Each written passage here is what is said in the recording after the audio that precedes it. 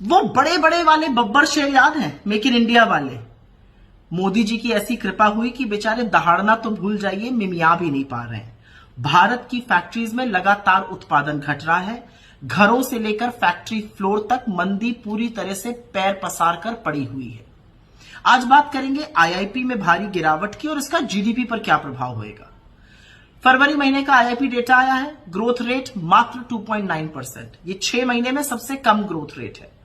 IIP index of industrial production होता है, यह दिखाता है कि हमारी फैक्ट्रीज में कितना उत्पादन हो रहा है, कितना प्रोडक्शन हो रहा है। इस गिरावट के लिए सबसे बड़ा जिम्मेदार मैन्युफैक्चरिंग, माइनिंग और इलेक्ट्रिसिटी सेक्टर है। मैन्युफैक्चरिंग जो आईआईपी का लगभग 78% हिस्सा है, उसकी ग्रोथ महज 2.9% हुई है।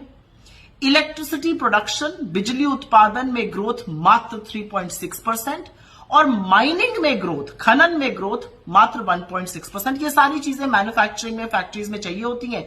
इनकी ग्रोथ कम हो रही है, इसमें मंदी आ रही है, मतलब फैक्ट्रीज में माल कम बन रहा है। प्राइमरी गुड्स वो चीजें होती हैं जो फैक्ट्रीज में जिनका यूज किया जाता है, मिनरल्स हो गए, फ्यूल हो गया, इलेक्ट्रिसिटी हो गया, इसमें ग्रोथ रेट मात्र 2.8%।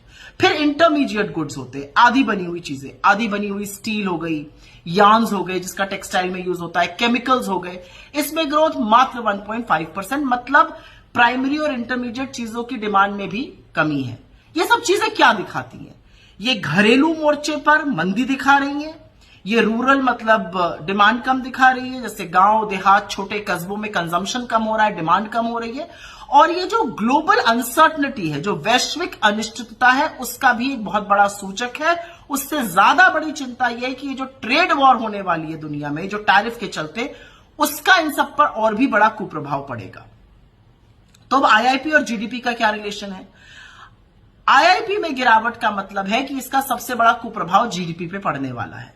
फिस्कल ईयर 25, वित्तीय वर्ष 25 जो अभी 31 मार्च को खत्म हुआ है, उसमें अनुमानित जीडीपी की ग्रोथ रेट थी 6.5%। पहले क्वार्टर में 6.7% हुई, फिर 5.6% हुई, फिर 6.2% हुई। अगर 6.5% ग्रोथ रेट चाहिए तो चौथी तिमाही में ग्रोथ रेट कम से कम 7.6 आनी चाहिए, जो इस समय मुश्किल लग रहा है।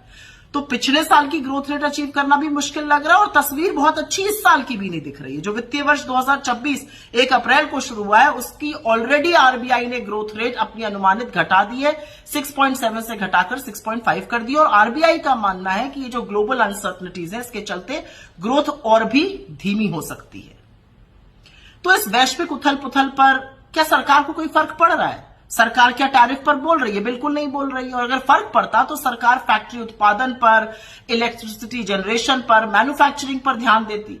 लेकिन मोदी जी का तो सारा ध्यान कब्रें खुदवाने पर है, वक्फ बोर्ड के बिल पास कराने पर है। आपका ध्यान हर जगह मुद्दों से हटाकर उस पे लगाने पर है। नहीं तो आप सवाल पूछने लगेगा। लेकिन क्या आप सवाल पूछने के लिए तैयार हैं? क्योंकि आईआईपी का कम होना, जीडीपी का कम होना महज नंबर नहीं है। यह आपकी आमदनी, आपकी आय, आपके रोजगार, आपके बच्चों के भविष्य को तय करेगा। तो सवाल इस बात का है कि क्या आप तैयार हैं सवाल पूछने के लिए?